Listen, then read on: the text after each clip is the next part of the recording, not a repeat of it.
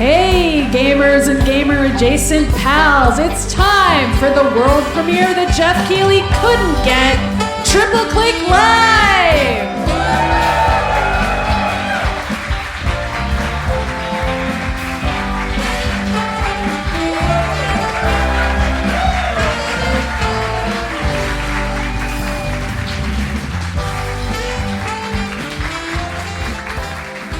Oh, man.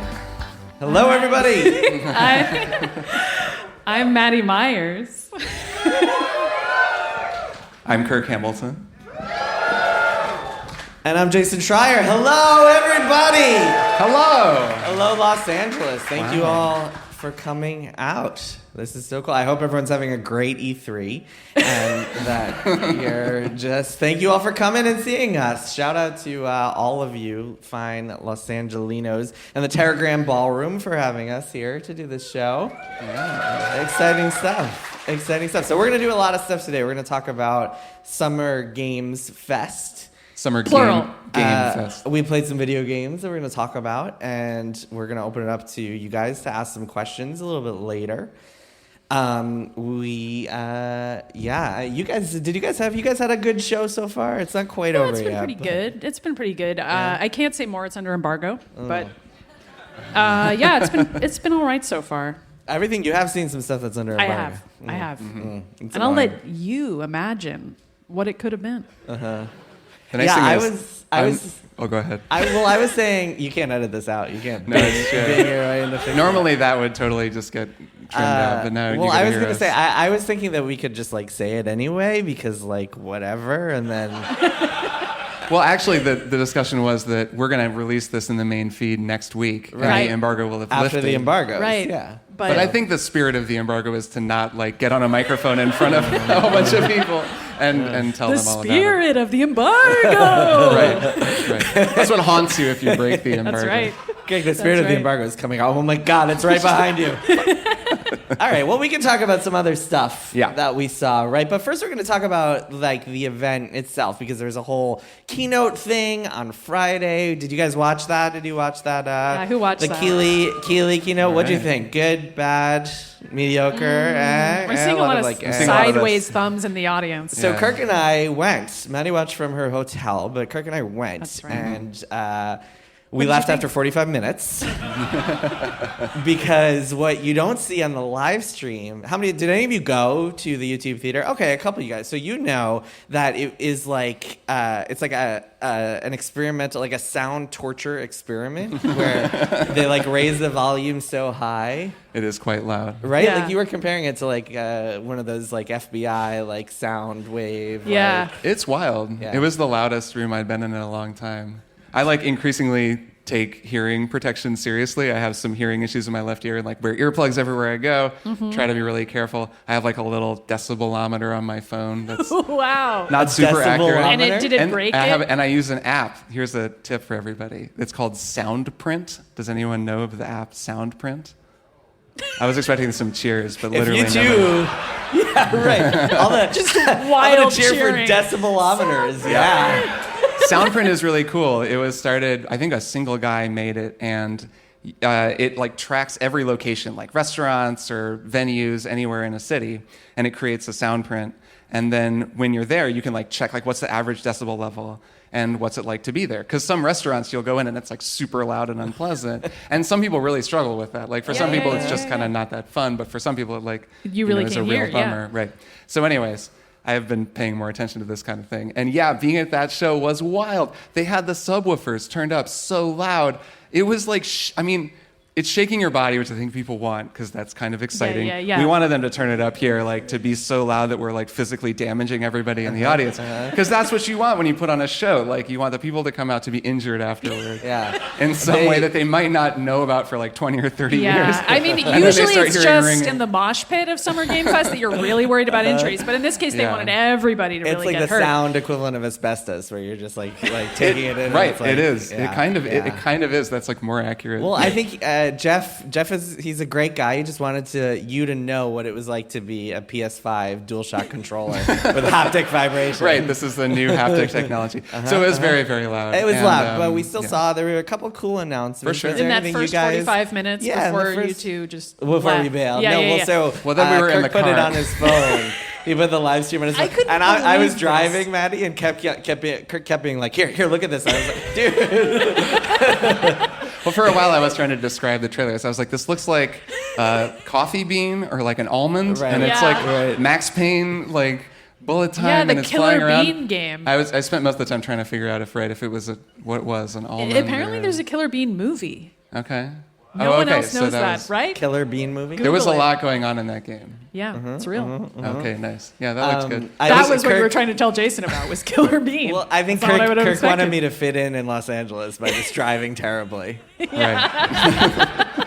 It was a harrowing car ride back from the event. So we saw some cool stuff. So was there anything you guys, Maddy, what were you most excited to see at that thing? I mean, there was no one more thing, but I feel like Jeff could have put Civ 7 at the end, and I would have been pretty excited about it. I enjoyed the Civilization games. I remember playing them on my laptop and getting it so hot that I would experience significant burns. You know, this was in college when I didn't have a good gaming PC, so you had to just play Civ on your laptop to make do. Slowly burn yourself. Really brought me back. But as you told me afterward, we didn't really see enough of it. No, it was just like it was just like Civilization 7. It exists. I mean, you can kind of picture it, right? It's you can. Going to be a grid, and you're going to lose your whole weekend. Should they do trailers like that? Like, should Jeff just come out and be like, "You can kind of picture it, right?" Right. Yeah. Civ 7, guys, come on, just you know, it's the seventh one of these. They've been doing it for a long time at this point. It was cool. They had a video of Sid Meier. That was they nice. did. That was pretty cool. Really sweet. What did he say? He was like, "Stay civilized." Yeah, stay civilized. Yeah, thanks, he's Sid. Okay. yeah, man, he must be in his 70s now. Yeah. But a very sweet guy. Still I met him before. Very nice guy, and beloved by the people who work for him. So that's cool. Rarity in the video game industry. Uncanceled senior game developer. Sort of what did you see? What were you excited about? Oh, Not just the Keeley thing, but also there were like other streams. I don't know if you followed anything because we've been here doing all this stuff. No, yeah, there are things. One thing I appreciated that makes me think of is they've had several trailers for Monster Hunter. Yes! All right. Yes! My Monster Hunter sickos are here. So Hell yeah. Monster Hunter I keep trying to... DVDs. These two haven't really ever gotten into This it. might be the time. It's going to be great. Obviously, I know that game is going to be great, and I don't need to see anything more. But what I appreciate about Monster Hunter trailers... You can picture it, that's why. It's true. What I appreciate about the trailer... Another Keeley will just be like, Monster Hunter, come on. Yeah, we all know what it kind of is. could. Well, so the trailers... I think that the trailers are kind of true to the experience of playing Monster Hunter in a way that other trailers aren't.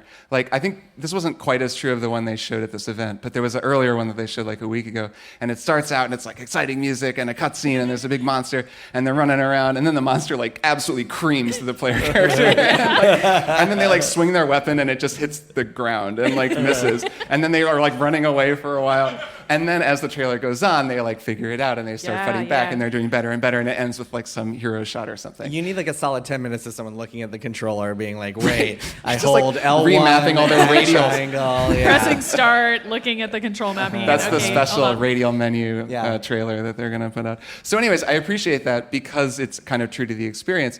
There's something like, okay, there was another game called, I'm going to try to remember the name, Phantom Blade. Okay. That's right. Because there are a lot of blades now. Not to There be are a confused lot of with blades now. Stellar Blade. Stellar Blade this Or year. that one. Blade from Arcane. Or Hellblade. Or Hellblade, Made by the okay. same studio that made These are all just different Heavenly- Pokemon, Heavenly evolution Blade? forms. Yeah. There are a lot of blades. So this is the Phantom Blade. And it's basically another samurai supernatural Souls-like game. Yep. And the trailer for that, it's like sick. It's like that one guy, what's his name? The Legend something, he tweets videos of himself playing games like set to like Imagine Dragons where he's like pulling off the sickest combos. Do you know what I'm talking about? It's like Suhi Legend or something. Do you guys know who I'm talking about? Yeah. He's always going viral with these like he'll edit together like The He Last puts of Us the Part black 2, bars and sickest does some kills. sick Yeah, it gifs. makes it like a movie. Yeah. So this trailer was like that. It was someone playing the game better than I will ever play it. Of course, yeah. Ever. That's the fantasy. Yes. So I feel like the true experience of that would be like, the guy like fights the boss and gets absolutely destroyed, and then fights it again and again and again. It cuts to like later in the weekend, and he's like finally beats it and throws his controller and like quits playing the game for a week. Yeah, that's how they should organize the streams over the course of the multiple days, where like you keep checking back in. Yes, that would be amazing. On how that person's doing. That's and a how many free times idea. they've That died. would be people would talk about that. That would be They would and talk then about it. to cut all the rest of the space, Jeff just comes out and is like, Monster Hunter, you guys know what that is. You know what that's Yeah, yeah, civilization. yeah. No worries. And then You the got rest of the that time one. is just someone dying over and over again. Let's check back in on Phantom Blade. That is what people want to watch. Okay, That so would be I was very struck by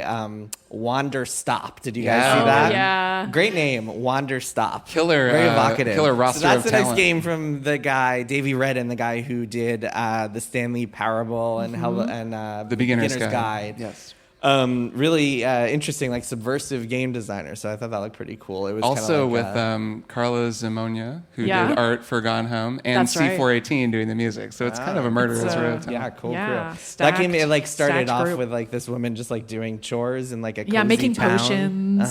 When she's like, I And don't then want to be things here at got this tea house. dark. I'm like a warrior, but I'm not supposed to be here. But here I am, and every day's the same. And then she starts having an existential crisis. Yeah. and Yeah. it starts to turn yeah. into the Stanley Parable. I think that'll be cool. Yeah, it's time to take cozy games down a peg. We all agree. It I is, think we're yeah. kind of entering They've a had new it too good phase. for too Cozy long. games, Do you think yeah. there's something to that? There was also the Bloomhouse Yeah. reveal that they're publishing like 16 games, which is cool if they want to become like another Annapurna. That's Yeah, a great idea. I think they are trying to And do there was that. a cozy game in there. It looked Yeah, like a you're cozy planting horror. zombies in your Cozy garden. murder game. Yeah.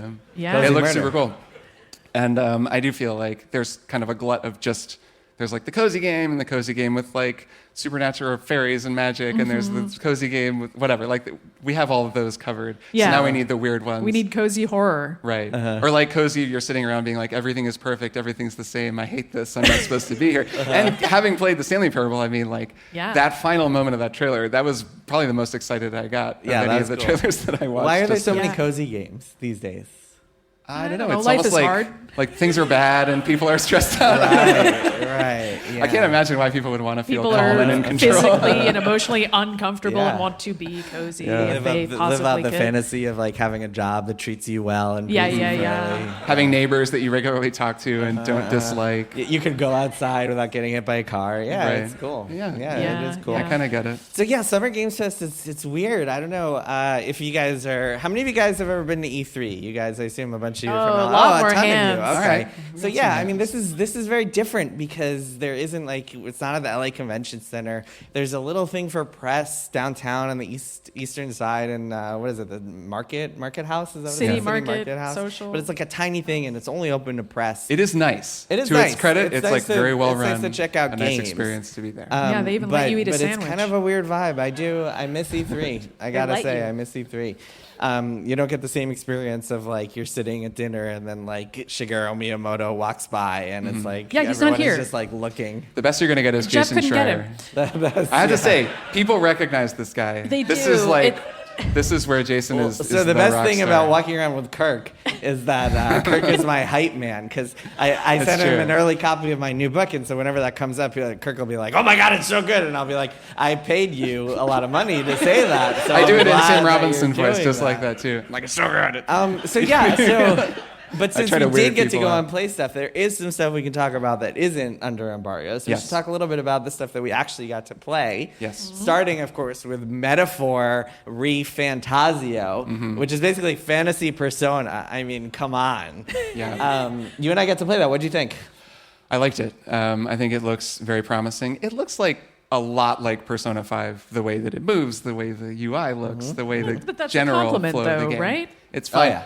A lot of Oh, these yeah. games, when you play them, they sit you down in front of a huge TV. Yes. And so you're like playing it on this giant TV. And you're I'm like I need to weirdly picture close this. to the huge TV. That's been my Oh yeah, experience. and it's with a always lot kind of these previews, uncomfortable. Is that you're like when it's a Persona, little too close. So I'm trying to be like, what is this going to be like on a much smaller screen Yes. in my hand, which is where I'm actually going to play And this where game I'm for like 100 slouched on my couch and I'm Yes. not in like a weird chair. hours. Right, with someone checking in every And so someone often. being like, "Are you okay? having fun?" Emotionally? What do you think VR of it? I'm person trying to hovering. read your body language and see if you like it or not." It looks good. Great way to play a and game. The What if you most just say memorable. no? No, I'm not okay. Have you ever said I've that never at a been preview? okay. Yeah, I feel like that's the preview you should do. Where Yeah. You're just like, Well, I mean, I don't know why they ask, Things because aren't usually good. I'll just be like, I'm too emotionally overwhelmed right now to tell you how I feel about Right. this game. You don't want my opinion. You don't want to Yeah. know You'll what I read it. think right now. But anyway, metaphor ReFantazio. Let's get back into the it, most folks. memorable thing about this game is that there was an enemy called a feral hundo. And I was Feral like, hundo. I feel like I got a feral hundo in my wallet.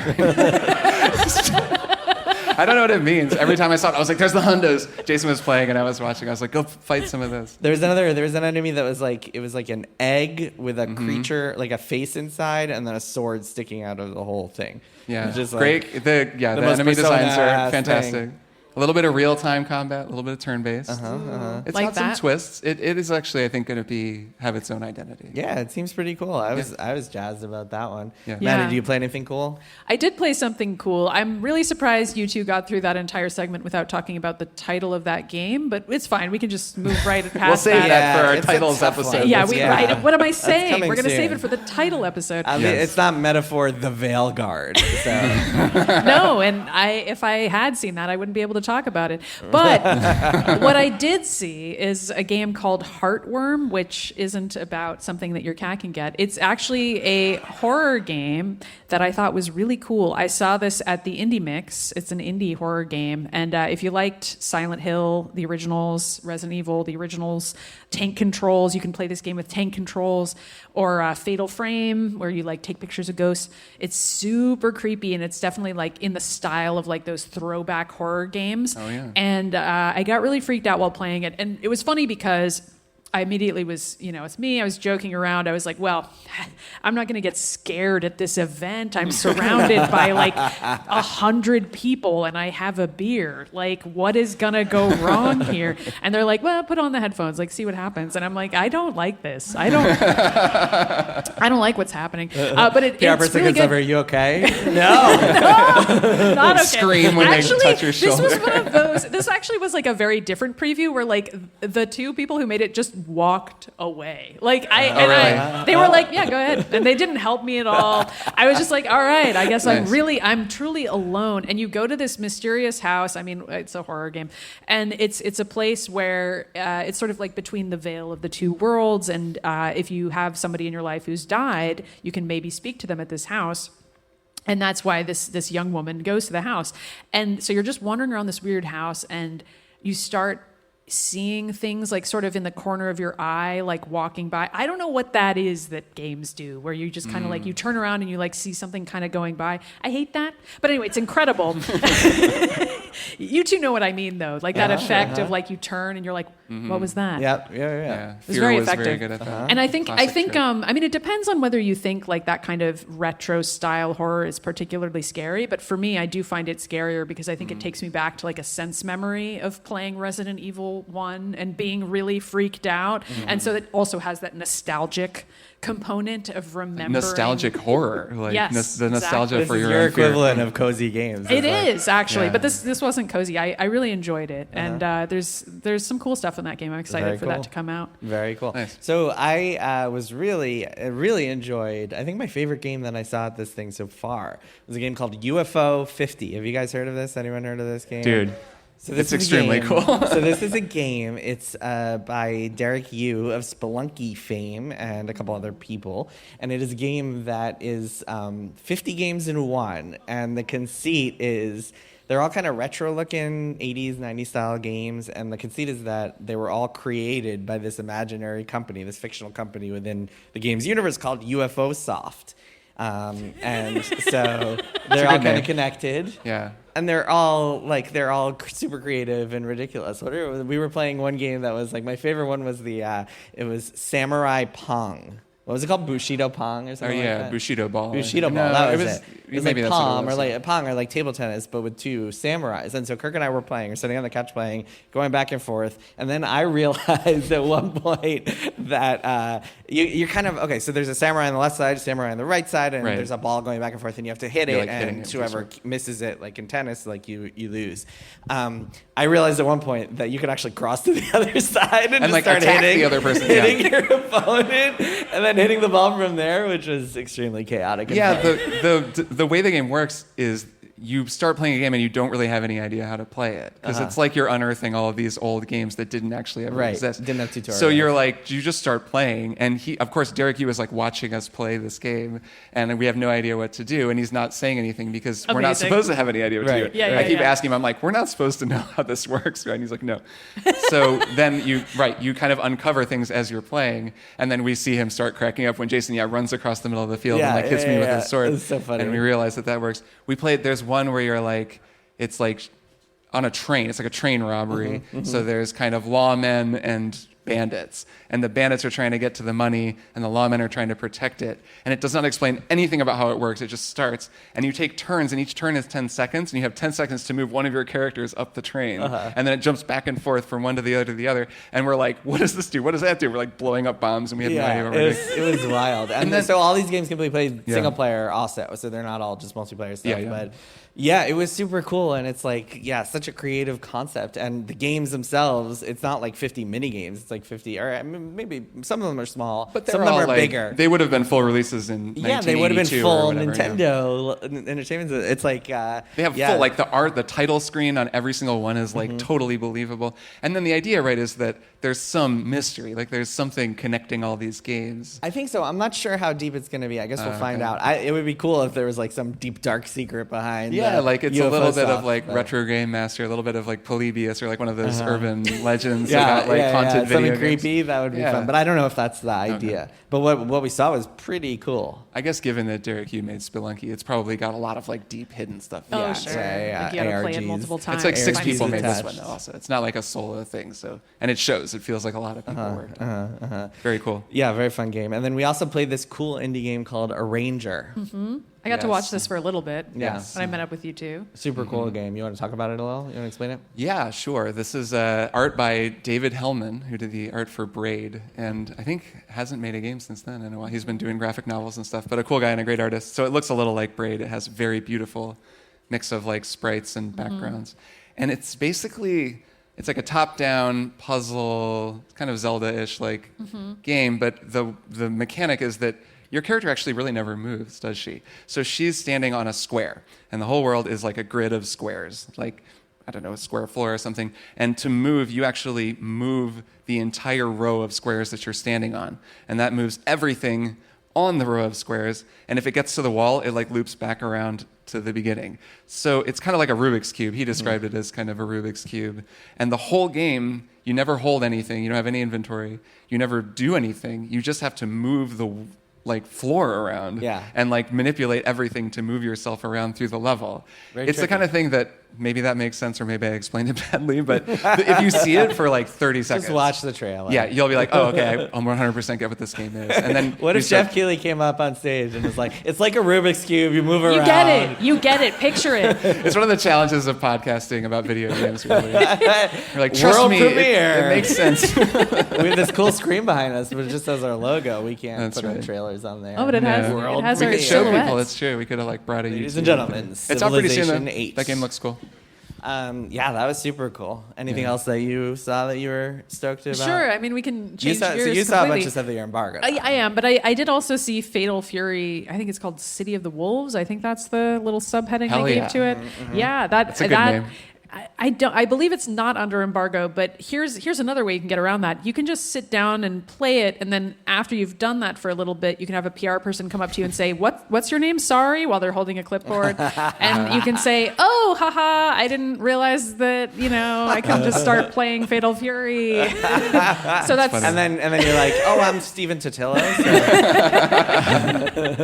Yeah, so I played it with Polygon contributor Kazuma Hashimoto. We just sat down and started playing it, and had a really great time. We both wanted to play as Terry. Terry's really cool, so we just kind of switched off playing as Terry for a bit. Had a really great time. I think that game's super fun. I'm much more of a Street Fighter person, but I definitely got the hang of it, and there were enough moves that were similar that I was like, cool, yeah, I understand how to do a quarter circle. But yeah, it was. I had a great time. I think that one's going to be really fun. Is that just like a standard fighting game? Yeah, it's standard two-dimensional fighting game. There's one person on one side and another person on the other, and then there's health bars at the top. It's cool, and they give you fight sticks to play with here, which way easier. I don't know. I love that. It was it was really fun, and I know they're doing the Fatal Fury crossover with Street Fighter 6 too that I'm excited for. I didn't get to play that, but I know that's at the Capcom People booth. were psyched about So I'm that. probably going to check it out. Yeah. Yeah. Yeah. People got pumped. I also hear they're putting like a bunch of Raul Julia jokes into Street Fighter 6 now to kind of refer to like the movie or whatever, and I love that's that. nice. I mean, for M. Bison, so that's great.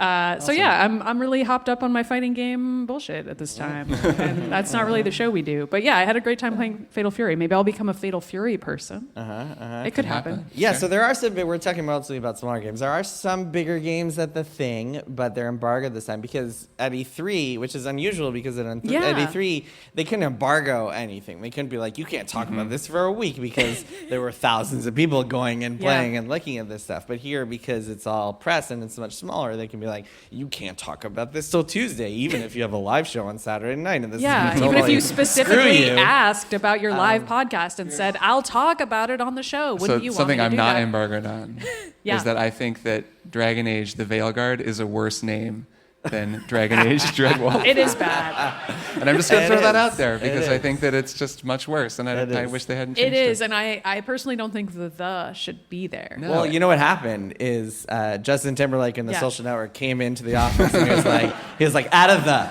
It's less clean, so. And they were like, you're right, Justin. You're right, it Timberlake. is harder to say. You know now. how we get around this is you're Yeah. not in like games media anymore, I so know. you can just be like, screw it, I'm going to talk about it. YOLO. anyways. Yeah, Kirk, you could say Yeah. some rumors that you heard earlier Like I today. heard from a podcast co-host friend of some mine people who told you about over lunch. something. We found a loophole. Right. There was another. And these guys are cool. There was another indie game we saw. It's fun. No We're one acting here like we say have anything. so Anyone, much raise your hand if information. you're in PR. Right. Raise your hand if you work for EA. Some of them are Okay, raising their okay, hands. okay. We would Okay, never well, you guys do have this. to leave and come back in 15 minutes. Earmuffs, please. Earmuffs. There was another indie game that we saw briefly that I want to shout out. Oh, please do. Partly because the developer who made it seemed like a really nice guy. Oh my God, this game, yeah. It was a game called Building Relationships. Oh, It was kind of, so there's like a little play area where they have all these big TVs everywhere. And this one was, I think, it's like real estate matters at these things because you can really see, some of the big games. Phantom Blade has like 16 TVs. Stalker 2 is like on Yes, 4 yes, TVs. yes. Mhm. So you can really see those big games. His game was the TV was facing the wall. So it was hard for everyone to see it, Yeah, which that is just a kinda bummer sucks. because his game, I think if people could have seen it, they probably would have been like, what the hell Yeah, is what's that going game on and can I here? play it? So Building Relationships is a game. It's about building relationships, but not about building relationships. It's about building relationships. You play as a house, and you're trying to find another house to hook up with. And you bounce around this little island. So it's got kind of like, is it vector graphics? It looks kind of like a short hike, or it kind of has that Yeah, like yeah. PS1 style. style. PS1 core. And you're is that a what you call house, it? Yeah. just the house. And actually, often the house will just go flying. Like you push the stick and it just goes rolling forward. It sometimes really looks like the house from The Wizard of Oz in the scene where it gets sure. picked up Just in yeah, the yeah. tornado. It's Like it kind of goes like tumbling under. Quap-ish, like A little bit fumble because core. you're just like stumbling your way as this Right. rolling house. But it's not quite as awkward. Like you can Right. figure out, you can kind of grok it, but you're just tumbling this house around. And then there's other houses that want to talk to you. Yeah. The dialogue is really, really funny. And the developer, it's a flirt with single them. guy. I'm forgetting his name, but he Yeah. at least he's like the main guy working on it. Tanai, I want to say. I something can't like remember, that, yeah. but shout out to him. And he the was, writing is really funny. It's in very, this very game. You're funny. talking to these other houses and trying to date them, and so at one point It's all very punny. You like find these chests called Chester. Yes. And when you find them, if you like answer a question, they'll give you an item. And at some point, you can ask them like, "Hey, would you date?" And they'll be like, "Oh no, sorry, all the Chesters here are in a polycule, and our schedule is really packed, so Right. we can't add another person to this." It's very charming. And yeah, it just sounds like he was like making the game and sort of submitted to Day of the Devs, like Yeah. totally cold, and was like, I don't know, whatever, 1 million people are submitting, but I'll submit. Yeah. And I'm guessing they saw it and they were like, when you play as a house, Yeah. you go and roll around and talk to other houses. This is and they're wild. like, they took it. He's like, I don't know Yeah. why. I'm like, I think Yeah. I know why I'm playing it. Yeah. So that was a very charming game. And a nice I little think that was surprise. on the stream, so you could probably catch it. Yeah. Catch a trailer online. Yeah, that was cool. Yeah, a bunch of cool indie stuff. And then, I mean, the big AAA stuff there, you'll see stories about it. It's nothing that's going to shock you or anything. We're not sitting on some big we saw secret. trailers for a lot of the things that we're going to see at the show. Right, so people that's can true. guess what we saw based on those. Like Ubisoft does some stuff there, and a game that rhymes with Agenflage.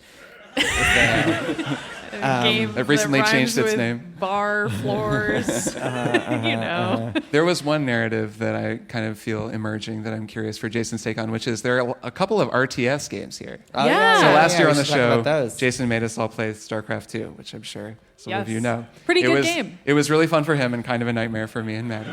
No, we Which had is fun. like, that's always the best case scenario. When Right. something is fun for me and a Right. nightmare for you. And you're just like, the whole time. So there are a couple of RTSs which are called, wait, let me see. Oh boy. Can you remember Not the names? memorable names. It's like something arms, right? Battle arms. Battle War. Battle That would be a cards. name. You can tell Yeah. that a name What are they is really good when called? we can really remember. And like it. Shatter Zone or We're something. professional podcasters. It's like 2 words. Stormgate. Stormgate. Oh, of one of course. them. That I was could have Shatter come up with Zone. that. That's the and one that Battle is Aces, intended. that's it. Okay, cool. Yeah, Battle Intended Aces. to be reminiscent of StarCraft is Stormgate. Yes, both of them. In Oh, both different of them ways, are. I think. Yeah. So I'm curious for your impressions of this, because I Yeah. got to watch him play them, and that's like watching Mozart sit down at the piano or whatever. He just immediately begins his like APM is at like 7,000. And How many of you are RTS fans or RTS players? Okay, a couple Dozens people. of us. Literally. Somebody's actually going thumbs down. Like somebody wanted That's to so say sad. that they Boo. didn't Only like turn-based RTS games. strategy. That is so sad. Great answer. The person who had thumbs down actually runs Blizzard. Oh, so. sure. Yeah. We'll never make another StarCraft, says that guy. They might. I don't know. I kind of hope they do. It'll be a shooter, though. Yeah. I mean, they have so- considered that. A few times. You can read about it in a book. Yeah. Can't wait. Yeah, they're both very different. Stormgate is very much like a traditional, like trying to be more like the StarCraft, Warcraft that was the of sense I the got. world. There's creep camps like in Warcraft 3, and there's a lot of units that are very similar to StarCraft 2, whereas Battle Aces, I'm pretty sure that's it. Yeah. And just Bing if it's not. Just edit it in. No, that's the name of the game. Whereas that game is very different. That game is very much streamlined, feels kind of MOBA-ish, and feels very different in a way that might be more appealing to the person who put their thumb down. Still Whereas real time, Stormgate though. probably. Yeah, it's still real time, but it's a little simpler. Like that game, you could have played. Oh, wow. Wow. Just going to read me for filth on stage. In front of everybody. For what it's worth, I thought Kirk was pretty good at StarCraft when we all played it together. I thought you were fine. I don't think you should be so hard on yourself. Thanks, Maddy. I appreciate that. I don't know. We should talk Yes! we should talk about how many true. times you died in Returnal. That's the. Yeah, that's true. Let's talk about that a little bit. Yeah, let's talk about that a little bit.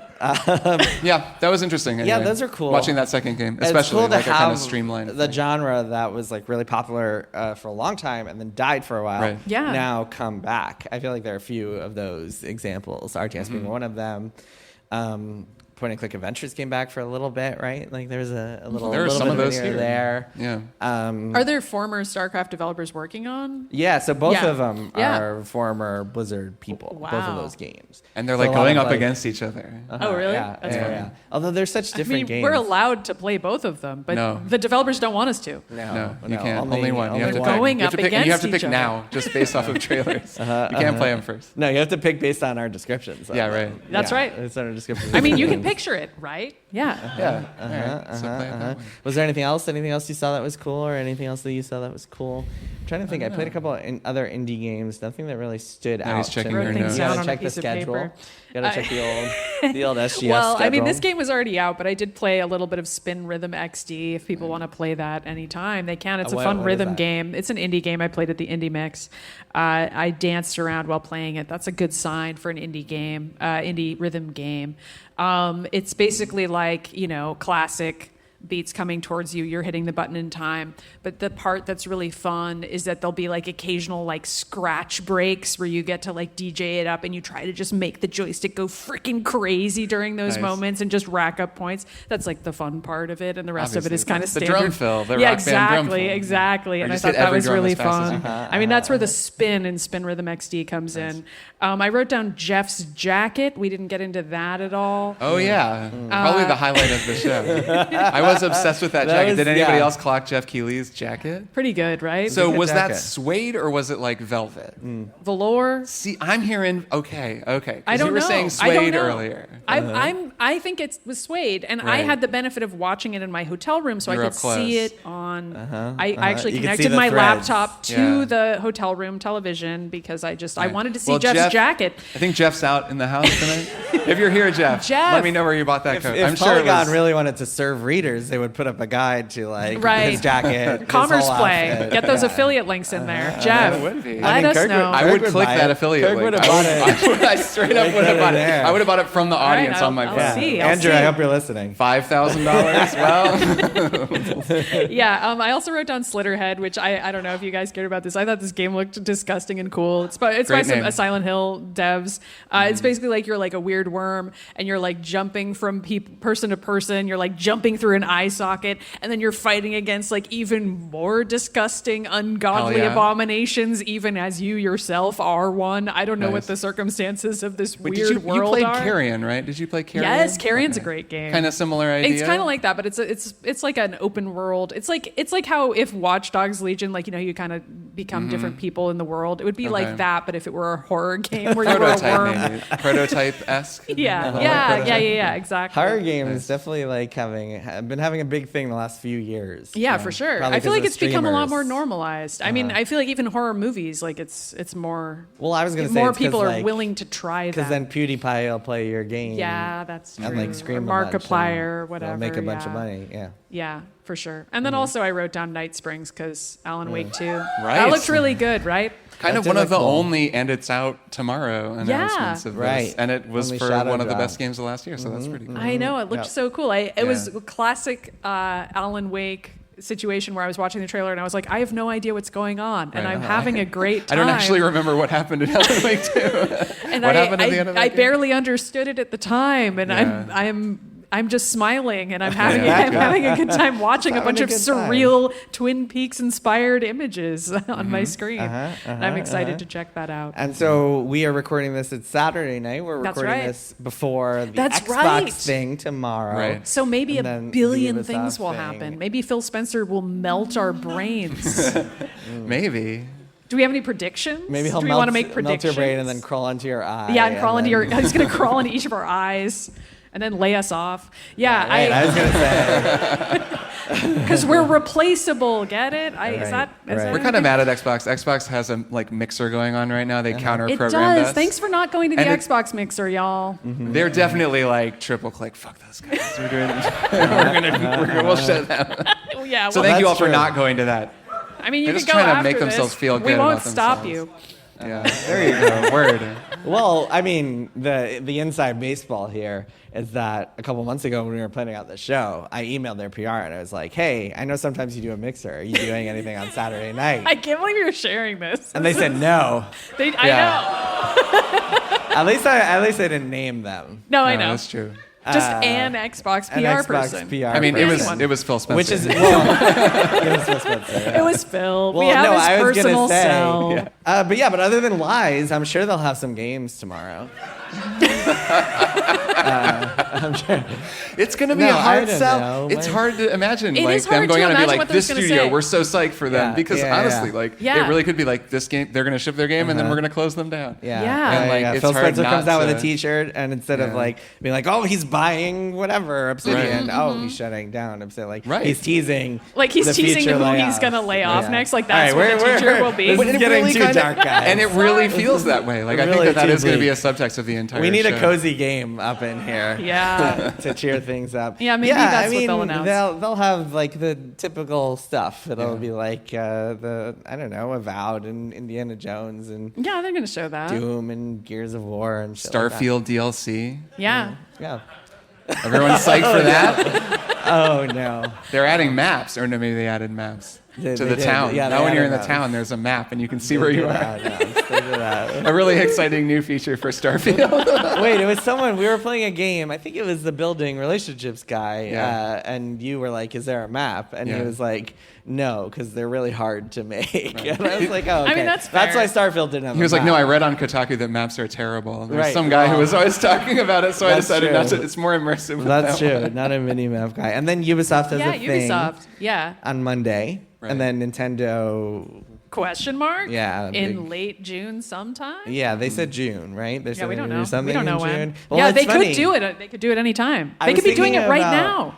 Yeah, they're really, everyone wants to screw over Triple Click Live. Yeah, Can no, you imagine Nintendo, like our it's- audience just leaving in droves, like watching on their phone? The E3 experience, I have vivid memories every single year of coming out, and there was always the press conferences before the show actually starts, and it was always just like misery. Like Saturday was EA, and it was like cars and sports, and everyone was like, I oh my always God. felt bad for them having to go first. And then Sunday Xbox, maybe they'd have a couple of cool things, and then there'd be like Ubisoft would be super boring, like same games every year. Oh, Towers. Just Dance. No, Control. Ubisoft would always have a Just Just Dance. Dance They thing would, where and there'd be, like, a a really panda good mascot would come dance. out with Yeah, a yeah. marching band. It'd be kind of But what I'm fun. getting to is that Nintendo would always come in and just like save E3 by having all these delightful games. Right. And Yeah, everyone it's was like, true. oh my God, and they're all They're playable kind of the like in cleanup hitter. November. Yeah, they're all gonna day go one. last. Go download them right away. Right, because Yeah. Xbox would be like games that are coming 40 years from now, and then Nintendo would actually Games and your so children will not play. having them this Tuesday is kind of a bummer. It kind of like it feels like something's missing. Yeah. But, Do you yeah, think maybe later? Do you think Jeff just stays up at night being like, "How do I get Nintendo?" Probably. Yeah. I mean, I think he probably does. if he had the right jacket, maybe Yeah, a red jacket. Maybe they would have liked red, like Mario. different pair of Or green, sneakers. like Link. Someone should make a dating sim where Jeff has to go to different companies.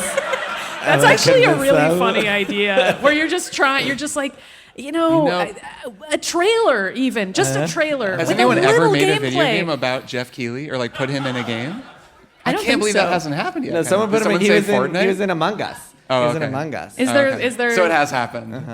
Make, Right. make Oh yeah, it he's feel- Yeah, in Death he is in Stranding. Death Stranding. Of What? course, of course. Uh-huh. Forget everything You we know, just said. I Of never course that found him in counts. Death Stranding. I played a lot of that game. I found Conan O'Brien, but I never Yep. found Jeff. He must be later or something. He's somewhere in there. Yeah. Do you think he's like angling for a better spot? He's like, I want to be more on the main thoroughfare. So that Yeah, do people you will think he's see going to me. be in 2 and like have a huge role, and it's going to be Right. like kind of weird We how can big hope. of a role God. it is? Get some better Jeff. In All this right, so why don't we? So we're not going to take a break here, but I guess on the recording we're going to take a break. So should we say we're going to take a break? Yeah, sure. But we If you're aren't not really. here, if you're not Right. in the room right now, then you have to wait. Right. If you're here, you don't. You don't have to wait. It's We're going to true. take a break, and then we'll be back with one more thing.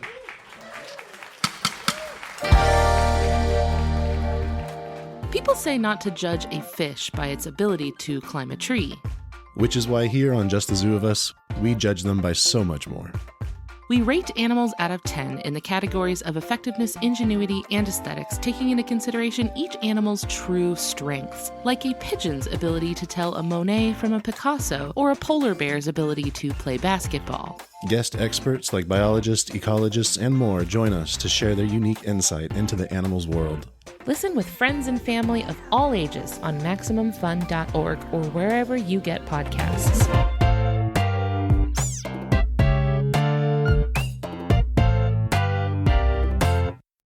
I'm Dan McCoy, I'm Stuart Wellington, I'm Elliot Kalin. and together we are The Flophouse, a long-running podcast on the Maximum Fun Network, where we watch a bad movie and then talk about it.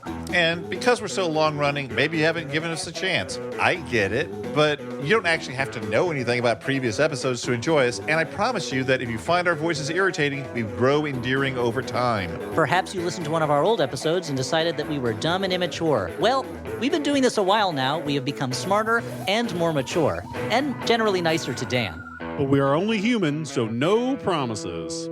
Find the Flophouse on MaximumFun.org or wherever you get podcasts. All right, let's do one more thing, and then Okay. we'll open it up to To questions. some We have a questions. mic for So all of think you. Of, Think some about good questions. if you want to ask Yeah, us keep- anything. think about 'em. Maddie, start us off. What's your one more thing? So we watched Dune Part 2. Have you two seen this? Has anybody in the room seen Dune Part 2? Yeah. Timmy, he's looking good. Zendaya, man. she's looking good. Everyone looking good in that movie. So I read Dune when I was in high school, and I feel like the thing everybody said about it was like, oh, it's impossible to adapt. You know, of course, I've seen like the version of Dune with Sting in it. We all have. And I said to myself, it's not impossible to adapt. This is awesome. Or at least that's what teenage Maddy thought. And you know, these Dunes are cool. And this Dune is like 3 hours long. And I was like, this is probably going to move really freaking slow, right? But it actually doesn't. Like 1,000 things happen in like the first 30 minutes of Dune Part 2. I was like getting whiplash. Like they were like, Timmy Chalamet comes out. He's like, oh, I don't know how I'm going to get all these people on my side. Smash cut. Everybody's on his side, and he's fighting 1,000 guys. From the very beginning, it's like, I'm pregnant. Okay, we're going. I'm talking to my unborn It's child like they're- psychically. and- You're like, I know, okay. and you're like, and my unborn child is Anya Taylor-Joy, and she's a full woman And here she now. is in a dream and here sequence, she yeah. is, and then and it's smash cut, and Zendaya and I are in a Yeah. fight now, and now that's a whole other thing. We've already been in a relationship, and now that's the totally yeah. different thing. Like they have to move so quickly. It sounds like the last season of Game of Thrones. I did feel like the time kind of flew by. I mean, maybe other Yeah. people didn't feel that way about that movie. I don't know, but I was like, it was a crazy 3 hours of my life. I was like, wow, this much stuff happened in the book, huh? And it did, I guess. Yeah. I think I saw it in theaters, actually, and it was very, very loud, to complain Oh, about loudness again, like an old man. Did you watch it in the like 3D, 4D immersive No, experience where they, like, spray sand on careen me? your chair around and No. yeah? No, it was just a regular theater. That's probably for the I best. think it was the part where they go to the like Harkonnen homeworld, Yes. which is amazing. Yeah. But that was the part where I was like, okay, this is a pretty long movie because Yeah. it's like a whole movie that takes place with Elvis killing the guy, Yeah. like hairless Elvis Yeah. stabbing the undrugged man or whatever. Yeah. That part was very cool. They put but the ball pretty cap long. down over his eyebrows. Like they really committed to He was that. great. Everyone was great. was great. He also sounded like a Skarsgård. He Yeah. he did the voice very well. Yeah, I liked it. I thought it was pretty good. Yeah, that it's was cool alright. to watch a movie where like the good guys are winning, but it feels bad. Yeah. And you're like, dang. you're And, the like, music are is like, they? this is bad. Yeah. And like the Bene Gesserit are like, not cool. They're really scary. And you're like, I don't know about any of this. And then it ends and it's just like a bummer. I think Yeah. that's kind of cool for a It is 3-hour kind blockbuster of cool for a movie. Yeah, it is kind of cool. I've always loved, and this is in the first one, how they do the voice, capital T, capital Oh, V. man. The reverberations on it. It's how I pictured it. Abomination. Yeah, it's I so like that good. part. It's really good. Yeah. Kirk, what's your one more thing? My one more thing is a video game that I've finally been playing that came out earlier this year called Like a Dragon Infinite Wealth. Hey, I had a feeling there would be some people out there who like this game.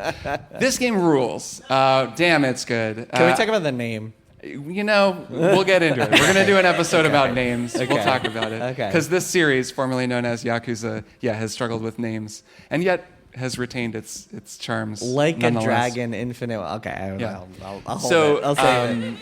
this game, starring Ichiban Kasuga, is the protagonist of this game and the previous one, and is kind of a new hero for this series, where Kiryu, and I'm forgetting the other guy's name, but he rules. Bing! Kirk here as I'm editing the episode. The name I was looking for there, of course, was Goro Majima, and he does indeed rule. Okay, back to the show. Bing! Anyways, there have been other leads of this series when it was called Yakuza, but now they've kind of handed it over to Kasuga. And it's a turn-based RPG now, which is also a change for the series. This is the second one of these. And this one is primarily set in Honolulu, which is also cool because it's just sort of different. Surprising number of people fluent in Japanese in Honolulu, as it turns out, if you're playing with the Japanese stuff of this game. So these games are very famous for being like kind of serious crime dramas that also are very, very silly. They mix in all And kinds of soap side activities and opera-y. side quests. And they're also like surprisingly touchy-feely. They have really wonderful characters. They have really great writing. There's a lot of like positive masculinity. Like it's a lot of dudes, but it's like dudes talking about their feelings. This game is really that way. Like it's like a shockingly well-written game. It's all about second chances and the idea of, I guess at the end of the last game, which I didn't finish, the Yakuza kind of all had to disband. And so there's a whole bunch of former Yakuza members, like guys who were just working in these different clans, who now have to get jobs. And Ichiban's job is to like get people, like he basically works at an employment agency, and he's trying to help all of these guys like find jobs and stick with them. And he goes way above and beyond and gives everybody as many chances as he can. And throughout the game, they're like, you'll get jumped by some guy who's a jerk, and he like, takes advantage of you, and then his friends beat you up. But then later you'll meet him and like kind of help him out when he's in trouble, and then get to know him, and then he starts talking about like his story, and he becomes like a main character. This has happened multiple times in the game, and it's because the main character is like this really generous, open, supportive dude. So it's like funny, it's really lovely looking. It has a segue, just like Final Fantasy VII Rebirth, that you can drive around on. Big year for segues. I actually wonder how I would have felt about Rebirth if I had played this game before it. They're so similar in so many ways. They're these like... The segues. Segues for starters. They're these kind of big, sprawling, kind of JRPG style games. They have like a million side activities and side quests and a billion characters. They go on forever. I think this game is like 100 million hours long. And I don't know if I'll finish it. But I really like what I've played, and I kind of think I'm going to keep playing it. I really wonder if I would have had a kind of a cooler opinion of Rebirth if I had played it after this. And it really is wild that they came out so close to one another. Like, that's just a coincidence for the ages.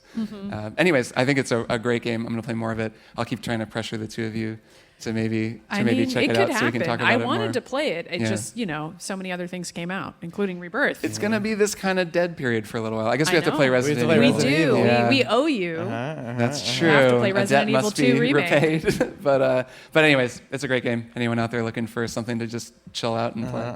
It's very good. And we can talk about the name later. Yeah. On a name episode. We're going to do an episode all about We names. really need to. I think the Veilguard up. thing really cemented that we need. And we need to start a consultancy where we just tell people, we'll do it for free. People can come to us with their names, the and we'll just be like, consultancy is no, free. that fucking It's sucks. pro Like, what are you doing? Why would you call? You worked on this for 7 years. Right. Why would you add a the? Yeah. 3 fewer colons in the title, please. My Warmer Thing is a book by Stephen King called Holly. Oh, I just read this. Oh, you read it too? Yeah. Okay, man. so this book is Pretty really good. cool Yeah. for a bunch of reasons. I mean, it's a great book. Oh, Stephen that's so King, funny. I mean, not a lot of bad books in that repertoire, but this is a really cool book because it has some of the creepiest villains. They're horrible, yeah. Maybe in history. So this is a book about this woman named Holly who has been a character in previous Stephen King books, and she's a private investigator, and she gets called to investigate this missing woman. And we learn pretty early on, because Stephen King likes to give away like all of his twists and mysteries. So I'll say it. We learn pretty on that the woman has been taken by this elderly couple who do not seem like villains because they're this like sweet-looking elderly couple. And they took her and they stuck her in their basement and then they ate her. And this elderly couple, it is slowly revealed, they eat like different parts of the body. They use like bone marrow from humans to like rub on their like aching joints. It's very like new age medicine. Like, right, well, if you exactly. eat the liver, it like helps de-age you. And, Right. Yeah, they're very. That's the type of thing you can see like Aaron Rodgers doing. And it's really fun how they're horrible. They're really villains, awful, yeah. and they get people to come with them by like pretending one of them is in a wheelchair, and they're like, "Oh, can you help us?" So they're really good villains because they're so creepy. There's nothing quite like the friendly grandparents who are like actually horrifying. And it's very like King's proclivities and obsessions always make their way into the game, and now he's an older, or into the book, right? And now he's an older guy, So and I'm sure he's thinking a lot about like, because there are aging. also elderly characters in the book who are like the paragon of like aging well, of like supporting younger people and being really great. My favorite part is actually a subplot about the poet, the writer, who is like being mentored, and it's just this awesome side plot. I won't spoil anything, I guess.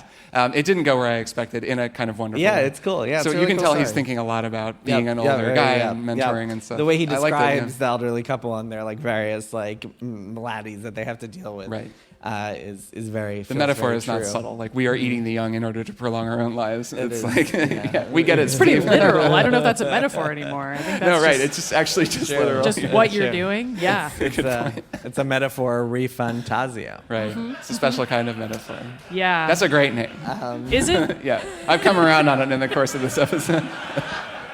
It's a good name because you could just call it Metaphor, and that's pretty cool. A Metaphor is a fun name for a game. But Well, ReFantazio, the F is also capitalized. Right. It's bad, but you can ignore that part, so it Can doesn't you? matter. No? It sounds like Maddy maybe it's can't right ignore there. it. Maybe not. All right, It's right we're there in the saving this title. one. We're saving the All name. right. That's true. We're burning future casts. Yes. All right. That is it for our One More Things. Usually we would say goodbye at this point, but we're not going to say goodbye. We're going to say ask us some Hello. questions. So I would say, Say hello. so there's a microphone in the middle there. If you want to ask questions, you can come and line up in an orderly And we'll let fashion. just anybody ask a question. And Anybody. Yeah. Anybody. Come on up. Don't be Yeah, shy. do Come on it. up. We'll give you guys a couple of minutes to assemble. Just kind of line up over here, and let's take a couple of Don't be shy. questions. Come ask questions. It's the best part of these live shows. It is fun. All right, come on up. Say your name and then ask away. What's up, guys? My Yeah, name's we Ruben. can hear you. So, Metroid Prime 1 and 2 are they're really like it gets the isolation going on there, and I found that 3 got a little chatty. It's got some NPCs on there. Oh, yeah. So, like 10 years from now, we're playing 4. Do you prefer that like we keep those characters in there and it's fine and you don't mind it, or do you want to just like get thrown in and explore the space? Great question. I love you two just immediately yeah. just turning your entire bodies to me. Just like, think we have nothing to The say on worst this. faux pas I could commit is be like, well, here's what I think about Metroid. It's funny because I kind of have some weird nostalgia for Metroid Prime 3, even though there is all that talking in it, because I also find it to be a really funny kind of Nintendo stereotype where Samus is never talking, but because there's so much more talking in that game, it becomes so noticeable that she's not saying anything, which is it's such a Nintendoism. Like, she's like Link, where like everybody else is like, so Samus, where are your fellow bounty hunters? And like, here's some wacky new enemies that we're going to fight. Let's all get together. And she's just like, huh. It would be such a good twist if, like, in Metroid Prime 4, at some point she starts talking and it's Sigourney Weaver. Like, That would be sick as so hell, cool. actually. That would great. be really good. And then I feel like because Other M came out after Metroid Prime 3 and it had Samus talking so much, everybody was just like, she should never talk. She should never talk. That shouldn't have happened. And that was kind of like an interesting contrast with how much other people were talking and she wasn't in 3. So I actually feel like, especially given in Dread, she's so minimalist still. I think they're really sticking with that because I feel like there's some fear just among anybody who's writing Samus at this point about ever having her say anything. But as for whether the other NPCs are going to talk, I think they will. I mean, I think people remember those characters. I mean, I do. And I like the other bounty hunters and the other characters. So I think they're going to bring them back. But I don't know. That game's been rebooted like 12 times. Like, is it ever going to come out? I don't know. So I predict chatty everyone, laconic Samus, just like in 3. All right. Dread had a pretty good talking computer, though. And It that did. Had a fun, I really liked that was a whole good balance storyline. of creepiness. It was and really chatting. good. Nice. Hello. Hi.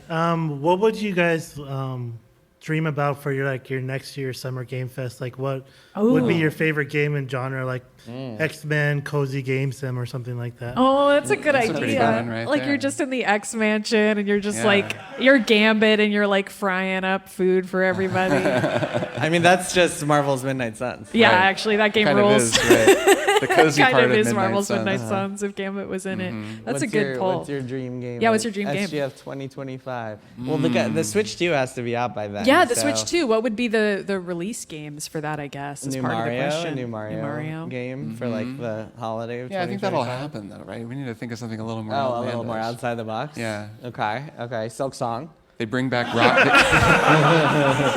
Realistically. Something Wild that'll Pipe never happen. games that'll never come out.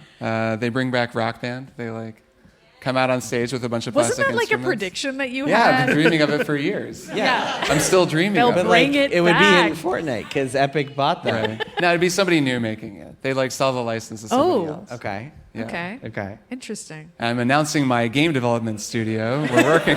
We just bought the license for Rock Band. Would you do anything different with it, or you would just be like, nope, you got to buy the old instruments again, folks? That's a good question. There would be saxophone. That's what it would be different. Why did I even question It'd be it? 4 saxophones. It would be called Sax So, Band. okay, how would that? Would it be like? Hell yeah. It would be like the Guitar Hero controller, like with the saxophone. Yeah, like a But you actually have to blow in it, or you just hold it? A wind controller, yeah. It's got a bite sensor. Yeah, it's like when you have to blow into the Nintendo DS. It's real. like that, but like with the sensor? saxophone, and you're like blowing on it. I have one where if you lean back, it like adds vibrato. So you're like, when you lean back. It's pretty good. That's how it would work. It would totally have when you really get into it. The Kenny G sensor. You should start a game company just so you can do this thing. Yeah. Saxophone Hero. Sounds great. Yeah, all right. We'll do it. Strong Songs, the video game. Did you answer the question, Jason? No, not really. I don't know. All JRPGs. Yeah, just all. There you go. Final Fantasy VI remake. No, maybe? like that cereal box. Like, oops, all JRPGs. That's summer Two news, big though. scoops. 2026. Nice. Yeah. The Nintendo stuff. I don't know. I just want to play like indie games on my Steam Deck. That's all I want to do now. Yeah, I hear you. New Obra Dinn. Her new that'd be fun. Yeah. Okay, sure. And we'll probably get Case of the Golden Idol too, whatever that's called. coming this fall. Yeah. Yeah. So that doesn't even count. Yep. All right. Yep. Cool. There you go. Well, Some there hopes you and go. dreams. Thanks a lot. Next question. Hi, I'm Cameron. Hello. Hi. Hello, hi. So I got to write my question down because I was nervous. So I didn't catch any of the showcase yesterday, but I did make a point to watch the Devolver one this morning because I think that was put on a great show. What did you guys think of the Devolver style of presentation? Mm-hmm. Do you want to see more of that kind of like out there bonkers sort of presentation, or do you think like just leave it to one studio? You might have to tell us about it because I don't think. Is it anybody's still the seen same style? I mean, I remember how they've done it in conferences. previous years, where they have the woman, the actress who plays the corporate. Nina Struthers. Yes. It wasn't like that this year. This year, I don't know if you got saw the one last year where they had Volvi, like they got fake. They always fake do mask. So they're continuing with Volvi. Okay. It was Volvi's 50th birthday celebration. This is a fake mascot. A fake mascot. So they have this right. fake mascot, and it's like his birthday, and it's this guy having a weird crisis. I can't. You guys should watch it. But yeah, I guess I don't know. Would you want to see more out there style presentations like that? Sure. I think Absolutely. it's better if one person's I doing it, agree. because if everyone starts doing it, I then like it's that like it's their Right, thing. then too Devolver much. would be like, we're going to do straight down the middle. Maybe We're going to hire Jeff Keighley. He's going to come out in a velvet coat. It would be just gonna introduce terrifying if games for an hour. Devolver brought Jeff Yeah. Keighley out. We'd be like, something's going Like wrong. those rebels, what are like they doing? there's going like Jeff's about to die. Like we don't know what's going on. Yeah. It would be they should go extra meta and bring Jeff in, I think. Right. Now that I've said this, I like this idea. And he should wear a different jacket. That should be what blows people's minds. No, but Yeah. I really like that Devolver's different. And I always like their sort of the way they run events is usually like in that same punk rock style where they'll like try to, I mean, at E3, they had like a van parking lot, parked yeah. outside Yeah, where they yeah, were just right, like, right, we're not right. part of the show. It's like, I don't know. I thought that was really cool. Maybe there's room in the middle between like totally off the wall and like world premiere, like straight laced. Yeah, like having fun and being a person. Having a personality for your stream or like your publisher or whatever is definitely cool. Like Yes. that's something that more people could stand to learn from Devolver. Do you guys remember Mr. Caffeine? Oh yeah. Yeah. How could I forget Everyone Mr. remember Caffeine? That was, okay, for those of you who Yeah. don't know, there was a Ubisoft show in like 2012, 2011. Yeah, like early where they had 2010s. this guy hosting and he just called himself Mr. Caffeine because he was like super high energy and he just kept, he like made some weird noises. Really like cringe. It was before cringe was Right. like a Like thing a people word we said, but it was was maybe the cringe. thing that inspired people to start It saying was cringe. the first cringe. It was the first cringe. Like as a transition between things, he would go. It was so weird. It was just so strange. Yeah. Yeah. Mr. Caffeine. But thank God for him because we're still talking about him like And then 12 years also, later. so there have been, I mean, like E3 is kind of legendary for having all these weird conferences with like meme moments. There was a Konami conference one year that was just like batshit. That's why I like Ubisoft. Like Ubisoft does Right, do they weird go a crap. little They are a weird. little more like They're they're a not little as quirky. knowing. It's more like they're just being ridiculous. But it was always kind of fun. But It'll- the thing is, you don't have that as much anymore with the pre-recorded stuff. Yeah. Right. You're missing that live energy, Right. and that's unfortunate. But yeah, the Ubisoft had like a marching band one year. Yeah, that's great. Sony had, of course, the infamous Ridge Racer one. when people back used to in bring the day. cars up, I would always get excited when there was a car. There was cars. It would be like they're doing Forza or whatever, and it'd be like, a car! Everybody look! And it'd come up on stage, and it'd be like, holy shit, they got a car into the building. Yeah. Oh my God. It was always just like, and then it just sat there, and they'd be like, so let's look at the game, and there's like a car. Thank you. Oh man. Yeah. All right. Hello. Hi, my name's Jesse. Hi. this question's been kind of rattling around in my brain for a while, but recently I finished Infinite Wealth. Nice. But after like 100 hours or so, but towards the end, I'm like, okay, I need to pick out my next game. So I chose the Final Fantasy VII Remake / Rebirth, which I've been on like the last 3 months, finally finished. But towards the end of Infinite Wealth, or like right when I finished, I kind of had this feeling like I was like, oh, I'm excited to play, but then I finished the game, and I'm like, I just couldn't start the Final Fantasy right then. And so it was like this weird like feeling. And I wonder if you guys have ever experienced that, playing a game that you just really loved. And then like, what did you do to kind of like get past that? I want to say that it's like a form of grief, but that feels overly cavalier. But it is like, but I'm kind of being serious that like when you're, especially a game that you really love, I'm assuming you liked Infinite Wealth. Yeah. And you play like a huge game, and it kind of becomes part of your life for like a very long time. Yeah. Elden Ring was a game. Elden Ring was exactly what I was like thinking 100 of. insane. Yeah, So you have to have a funeral for it. Right. Yeah. And everybody can get together and Yeah, like, you say pay their trivia, piece. you talk about what you loved about the game. And Right. like, you start a podcast, you talk about what you loved about the game, and then you move on. I do think that there's a point after something ends, and this is true with me anyways, for TV series, movies, or anything, where I just need a minute and I can't just start something else. I actually do go and like, I mean, it's kind of like a wake or something. Like I go and read reviews or like watch YouTube videos about it with all the spoilers and everything, because now I finally like can watch them all and like see all the different takes about the ending of whatever, Yakuza or Final Fantasy. And that can be kind of tide me over. And then usually just go through that period where you're like, oh, maybe I'll play this. And then you play 5 minutes and you're like, I don't want to play this. And then you play something else. And you go to your backlog and you find a bunch of crap that you don't really want to play. And then eventually something sticks. But it just kind of takes time, I think. Yeah. Wow. You're just reminding me how great Elden Ring is. Yeah. I mean, hey. I mean, it's coming, great like, because we very are all soon. about to just play it again. And I feel like I don't know that something like that is going to happen for Infinite Wealth. So I feel like it's not going to happen for you. But I did get to have that emotional experience, especially restarting Elden Ring, of just being like, oh, right. This made me so happy. Right. I'm finally experiencing it That's again. true. I haven't been happy since then. And so finally I am again. And yeah, I don't know. It is a unique feeling though. And I do remember, I mean, feel like we had conversations like that on the show about that game and other games where we're like, wow, it's done. And we need to like process that we're kind of sad that glad it happened, sad it's over. Well, this is why a lot of people just don't finish the games. That's true. When I was playing just don't beat the final boss. Yeah. As a kid, I would just get to the final boss and I would just turn it off. I would stop. Yep. There are TV shows, there are Ending's people too who like sad. just don't watch the last few episodes of a TV show because they're like, they just kind of let it taper off, but it's really because they kind of don't want it to end. Right. Yeah. Yeah. Or, I mean, Game of Thrones. You should just stop. That's a little different. But Yeah. So yeah, there Thanks. you go. Cheers, man. Hello, my name is Liang. Shout out to the Triple Click Discord. Hey, shout out to the Discord. So my question is actually part of the introductions channel. The question that they have listed. So if money is not considering money is no object, what's your ideal vacation? Oh, wow. That's a good one. You're not going to go to Honolulu because you're playing Infinite Wealth? Are you? It's that game feels like a vacation, so I don't need to go there. I would go to Iceland. I think it's kind of expensive going to Iceland. Yeah. And yeah, I would like go on one of the. I think you can do trips where you like backpack from hostel to hostel or something like through Iceland. Are you And I going would like do a week? that. Oh, Norway you're going to. I am going to Norway, but That's pretty cool. That's pretty It is close. pretty cool. I think Iceland for me. What about you guys? Oh, well, I am going to Norway, but my sister lives there now, so it's not it's more just, we're just hanging out. Yeah. But I think my actual answer is New Zealand. I've always wanted to go to New Zealand. Same.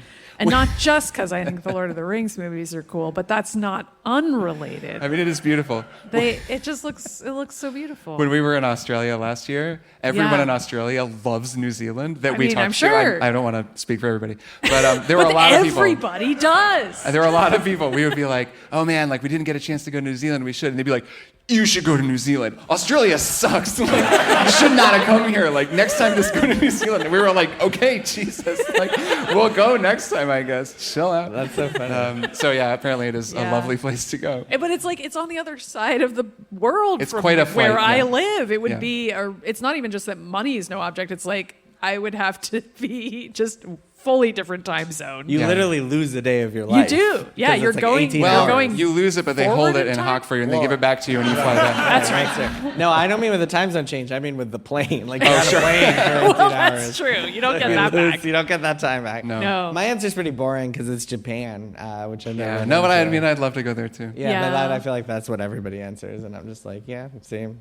I mean, they answer that for a reason, though, right? Yeah, 'Cause that's it's true. an incredible place to visit. Yeah, everyone's always shocked because a lot of press people have been to Japan Yeah, for gaming have you never companies and been? stuff, and I'm like, oh no, I've never been. Yeah, because at Kotaku we had Brian Ashcraft in Japan, so there That's was never right. a reason for any of us to go or for us to spend the money to send us out to Japan. Yeah. You Would've should been just fun, get Bloomberg to send you, and I don't know, come up with a reason. Ask old Uncle Mike. You're just not.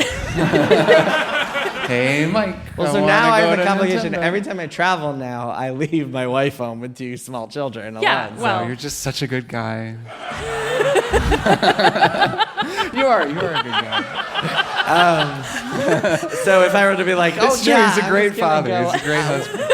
I'm just gonna. Well, here I'm making plans to go to Japan and leave her alone with them. So, yeah, that's also a factor. Yeah. But yeah, that's it. Thanks. Maybe There you someday go. we'll go to those places. That's a good question. Hello. Hello. I'm Joe. Hi. Turn the mic up a little bit. Oh. Yeah, you're tall. Sorry. Drink of water here. There you go. So Elden Ring DLC in a little bit. Hell yeah. I recently finished my first playthrough, which took me forever because I'm bad at it. And Nobody's good fine. at it. Nobody's Everybody's good. bad. That's just how it and works. I've also fallen down the rabbit hole of Elden Ring lore videos. And so I wanted to ask, what is your piece of weird niche part of this enormous game that you hope the DLC comes back to in some way or to see more of in the DLC? Oh, what The was your dung eater. name? Oh, The loathsome dung eater. What was the name of the woman who looked kind of like Milena? I'm gonna get all the names. Because she mixed has all up. the You did her whole redheaded storyline and relatives. talked about it. Yeah. That would be cool if she came their back a whole little story more. is really fascinating. Yeah, I don't fully understand what's happening in Elden Ring, No. and I may That story never trailer know. was incredible, where it's at last the gold was born from the red, and I was like, okay. I don't know what's happening, but I'm excited. I even watched Vati Vidya's video about it, which is 45 minutes or something, It's just and been even then I analyzing, was like, no. like a poem that Miyazaki wrote. I don't know. that we Yeah. all listened to. The lore in that game is so funny because there's a big plot twist that you can discover by doing an emote at the right time, and the statue right. will light up this message, and it's Marika is Radagon, Right. and everyone who sees that is probably like, what? But I guess the 0.001% Right. 1 out of 10 people start screaming. He's and like, they're Marika's Radagon. Yeah. Great twist. I do think it'll be fun to play it just because playing those games and trying to take the lore in is fun because it's just really, really hard to swallow it all. It's almost impossible because of how it's designed. And then it is very fun after the fact to go and watch the videos and learn what's going on and then go play it again maybe or really get a sense for what was going on. So yeah. I'm so psyched. Gotta brush up. Can't wait. Brush up before you play. I'm so psyched. I'm excited to learn more about Mikala. I feel like I don't understand who he is. So hey, it's gonna be about him, I guess. Yeah, it's Who what is they that say. guy? We're gonna find out. We're gonna find out. All right. Cheers, man. Hi, my name's Paul. Hello. Hi, Paul. So, are any of you guys Kingdom Hearts fans? Yeah, you know I am. Okay, cool. So, we're gonna do a live shop / consultants for Square Enix because we were talking about bad game titles. And I feel like Kingdom Hearts is a legends in the field. I feel like my God. Kingdom Hearts is a perpetrator. So, one of their worst name titles is 358 over 2 days. Terrible. Terrible. They also have 0.2 Birth by Sleep, and Yes. if you're not a Kingdom Hearts fan, you have no idea what any of these. And if titles you are, you one have no dream idea. drop Yeah, going even if on? you are, Say so that that 10 was times for fast. the 3DS. So Yeah, 3Ds. right. Fortunately, their next game is 4, but Yeah. like Right. you never know. Maybe they're gonna pull out. I feel like after 3, I mean, it was such a relief when Kingdom Hearts 3 was announced because it was like, oh, great. And then they even made a joke in the game about the title. Oh, about I long mean, if names. people played it, they know what I'm talking about. That's But funny. they do the Kingdom Hearts 2.5 joke or whatever. But yeah, it's they know how stupid it is. That's the only way you can have a bad title, I think, is if you lampshade it. But even then, it's like, what are you doing? Square Enix has a game called Various Day Life. Various Day Life. That's a T.S. Eliot poem, I To be think. fair, to be fair, Kingdom Hearts itself is a pretty No, great it's name. not. That's a great name. Yeah, Hearts. it's kind of meaningless. I'm gonna you have pull to up say it like something for reference Kingdom here. Hearts, and then Yeah, it I makes think sense. great. No, I that's a think you great have name, to go even if it all doesn't make out sense. if you're going to do it Are you looking up all the titles to I'm Kingdom gonna read a Hearts? title Are you going to for do a dramatic everyone. reading? You're spoiling her title. If Man, I can find we got us it. started. We were resisting the urge to talk about names. I'm stealing content from your future show. I'm going to find it in a second. Vamp for me for a second. Well, so Kingdom Hearts, they have 1.5, 2, so 1, and then 1.5 is like a revised version of 1, and then 2, Yes. and then 2.5 is like a revised version of 2, and then there's 2.8. Yes. And I don't know what that is. I know there's It's a 0.2 joke. also. I guess combined they make Kingdom Hearts. You're doing great. 3? Yeah. Okay, here we I go. don't know. Yeah, I wasn't really good at fractions as a kid, so I'm not Well, really neither sure. is Square Enix. Yeah, well, and you don't have to. All right. So, if you're going to release, if you're going to 358 have divided by 2, they could Yeah, just it doesn't. Yeah. If you're going to have a ridiculous name, you can go all the way in and like go fully ridiculous, which is something that Kingdom Hearts could do. There is a band called King Gizzard and the Lizard Wizard. That's right. I recently got a question about this band on Strong Songs, and I had to read the title of this album on the show, and now I'm going to read it all for you. This is how you do it if you're going to do a long name. Petrodragonic Apocalypse, or Dawn of Eternal Night, an annihilation of planet Earth and the beginning of merciless damnation. If you're going to go all in, because that's a great name for an album, even though it is ridiculous. It has a semicolon and a colon in it, and it works. Pretty good. I feel like Good. that's the Coheed and Cambria album, too. Yeah, It's it the does same thing. They have sound those kinds of adjacent to names. that. It sounds like it has a comic book tie-in for sure. Nice. Thank you. Anyway, Yeah, thanks. Kingdom Good Hearts. Cheers. Hello. Hello. My name is Juan Pablo. This is a question about Psychodicy. Ooh. My brother and I watched it last year, and Cool. we were like, "Oh, it's so good to see like the studio and whatever." I ended up crying at some point. It's really good. Yeah. I can't recommend it enough. And my question is, what studio/game would you guys wish had a documentary of this size and detail, or you wish it comes out like in the future? Yeah. Literally all of them. I Yeah, know. right? I think you could tell that story at almost any game development. I know. I mean, Double Fine has some particular characters, but Yeah. But I like, think they all do. The key to that working is that Tim Schafer is so charismatic and funny that it's like Sure. fun to It spend does so help much time with because him. also you're rooting for him. Right. And Right. so you need kind of a protagonist who is that charming and fun to watch. And I'm sure there are some out there. Like Phil Spencer. Right. I'd like to see it in a Japanese studio. I think that would Yeah. be cool, like a Square Enix. or like Yeah. FromSoft. Imagine that. Yeah, I FromSoft. always say I'd love to know more Well, about how FromSoft well, that's, works. They're like all just They're like sitting in a dungeon in a poison swamp. Yeah. God. Yeah. But suffering. the There's a remake suffering trilogy. is written up on the wall above them. I would like to get into Square Enix and just an entire episode about how they name their games. The names department. Yeah, I don't know. We're going to talk about that on a Beanscast. Yeah, good timing. And Good timing. have been sort of, Maddie's been Yeah, finishing I've been up and we've watching been it, talking and about it. also, I well up. God, Psych Odyssey is really good. If people It's haven't so good. watched it yet, It's really long, but it's super watchable, and it's amazing. It really doesn't feel long. I was kind of intimidated by Right. the length before I began it, but then it just starts going down so And you easy. watch an it's episode like, a it's night like just and watching whatever, a TV yeah. show, and you get attached to all the characters, and you're like, oh my god, what? The thing There's twists. The thing it communicates that I think a documentary like that would do for any other studio that would be really cool and helpful is how people leave over the course of the documentary, Yes. especially like major people. Anna Kipnis, Yes. who we know and who is like Spoilers, the heart, but- described as the heart of Double Fine. Spoilers for things that happened in the world. But it feels like it. She left in the middle of development, and like she's just one of several people, and you can see how people leave and then new people join, and like the way that an organization subtly changes because an organization is just the people in it. It's really an amazing thing to watch. It's not like tragic or heroic or anything like that. It's just like watching that kind of large-scale human story. So I would love to see that for a game development studio or any kind of like collaborative, creative project like that with that many people working together, because that's the coolest thing about it. And I We should never do a get to see triple-click that documentary. Just about the three of us. And we're Just all going about here. our daily lives. Once a week podcast. There's like 3 episodes on YouTube, and each one has like 16 views. It's mostly like watch each of it. us playing Elden Ring in our respective apartments. We're Well, it would on be- Discord talking to each other. Yeah, an entire episode. Hey, what should we do this week? Oh, let's do I burning don't know. questions. Okay, All right. so yeah. It would be good. No, that's fun though. It's fun to imagine imagine, but nobody else would allow that kind of transparency. Unfortunately. Like they were like from the beginning. So I think what makes Psych Odyssey really stand out from even other documentaries is that a lot of companies that do documentaries do it as a marketing tool for their games. Whereas with Psych Odyssey, Tim Schafer and Double Fine set out from the beginning to make something that was like a work of art on its own. So they were like, we don't want this to promote Psychonauts. We want this to be like a standalone piece of art that like teaches people about game development. And so they allowed like ugliness to get in there, and they like were willing to show things that no other game studio would ever show.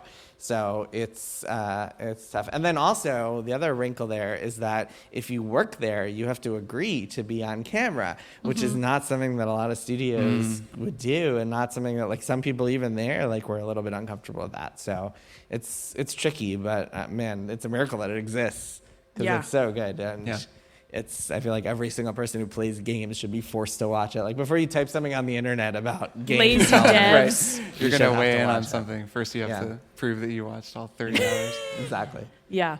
And have you seen the first 4 albums of Psych Odyssey, et cetera, et cetera? Yeah. You have to say. Hello, my name is Aaron, long-time listener, first-time caller. Cheers. Hello. Thanks for coming out. Y'all like to make predictions, so I wanted to ask you to make a prediction. Do we like to make predictions? Well, or have we held ourselves hostage to the idea of making predictions? Remember when Kirk predicted Silk Song was going to be out in May? It still could happen. Did you specify the year? I didn't. Okay. So hey, May 2028. Yeah, right. Oh, don't say that. No, man. Sorry, go ahead. Yeah, so every couple of years, I guess maybe every decade, a studio will come out of seemingly nowhere with a game that becomes part of like the gaming elite. Think of like FromSoft with Dark Souls, or CD Projekt Red with The Witcher 3, or Larian with Baldur's Gate. Do you have predictions about where the next gaming elite studio is going to come from? Oh, interesting. Interesting. Something that I noticed when we were talking about, was it the Game Award nominees, was how many studios were in Europe now, like how many studios that were making really great games. So it seems to me as though there's just like a lot more heat coming out of Europe than there was 10 or 15 years ago. So maybe there's something from Europe. Yeah. Yeah, well, the problem is there aren't a lot of like those mid-sized studios that are independent or kind of like under the radar. Like those barely exist anymore. Unfortunately. There is, though, like, I don't know, I was just talking about Crow Country, which is made by a really small, I think, English studio, right? It's just like a couple of guys in Britain. So there are still studios like that come out of, like, nowhere. Like, they were made Snipperclips, they made other games, but they just don't, they're not top of mind when I'm thinking about studios like that. Yeah, well, I mean, indie devs are not, like, Bellatra came out of nowhere and sold 1 million copies, but I guess for some, like, Dark Souls, Witcher 3 is kind of another level. Right, you're talking about bigger games. That's like a seminal, like, an industry-changing phenomenon, so... Yeah, I don't know. Maybe Palworld, does that count? I mean, I was thinking of Palworld. Well, in terms of looking, we have to make predictions about the future, right? Like, so yeah, I don't know. Yeah, but it's part of why it's hard to predict, because Palworld, I mean, in some ways I was like, yeah, Pokemon with guns is going to be pretty big. Right. Even though it wasn't quite that actually in the end, but it still definitely was like, it looked interesting. I was interested in it ahead of time. But like something like Helldivers 2, I mean, I know Helldivers 1 was cool and people liked it. No way. I would have predicted that. Yeah. I didn't know how hilarious and fun Helldivers 2 was going to be. I mean, this is why it's a fun question, because it's like, it actually is really hard to predict. And we are often wrong, tragically wrong in our predictions. Right. We try to be right. We score so high when we count them up at the end of the year. Yeah. We usually get like, and the winner with one prediction right. 2 out of 10. Well, because it's really hard. And that's part of what is exciting about it, is that we just don't know. Yeah. I think you can get a good sense of like what's going to be a hit. Like when I saw Animal Well, the first time I saw Animal Well, I was like, that game is going to be killer. Yeah. But to predict what's going to be kind of a like studio? Life-changing, Dark Souls, Elden Ring, once in a generation type game, it's a little trickier. Yeah. I don't know. Just a little trickier. So predictions are hard. There's your answer. Fair. Thank you. Cheers. Hey guys, my name is Juan. I am from Mexico and I live in San Diego. And I think I'm 46 years old and I grew up with Super Nintendo, playing JRPGs and learning English while reading, those badly, translated. So whenever you guys say it's bad, I thought it was good. Over the years, like one of the things that's happened as I grow older is that I have less people to talk about, my passion, my hobby, right? And I've been married for 10 years. My wife is a non-gamer. I'm also a musician, like you guys, and I listen to strong songs, of course. Nice. Cheers. So I'm telling her I'm gonna go, watch these podcasters live. And she's like, oh, cool, gaming. Okay, have fun with what it. you want to come? Well, yeah, I'll go with you, whatever. And we're driving, and we're listening to the latest episode, and then I go like, let's listen to the strong songs episode. Right. We both love Peter Gabriel, and you were like doing in your eyes. And I was like, I listened to this song 1,000 times, and this guy just makes me find new things that I've never heard of. Like I couldn't identify, right? So I was like, everything you're talking about is like all you, right? But I always find it difficult to talk to someone about this, and I feel like being around everybody here is like being with my friends, right? So it's the great thing about these shows. So last time I was in LA was a year ago, and I was just walking around in a farmer's market, and I ran into Hironobu Sakaguchi. So it was like, whoa, and I took a picture with him, and I told my wife, who do you think I found? Like, and she's like, I don't know who that is. Final Fantasy, my favorite game. It's like, oh, cool, right? So my question is, what is the nerdiest niche thing that you experience that you can't share with anybody, only with a crowd like this?